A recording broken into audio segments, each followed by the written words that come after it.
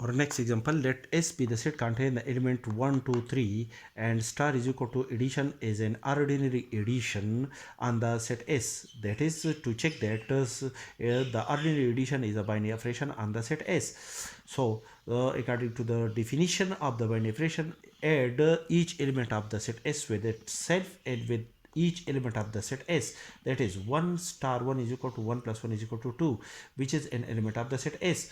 1 plus 2 is equal to 3, which is again an element of the set S.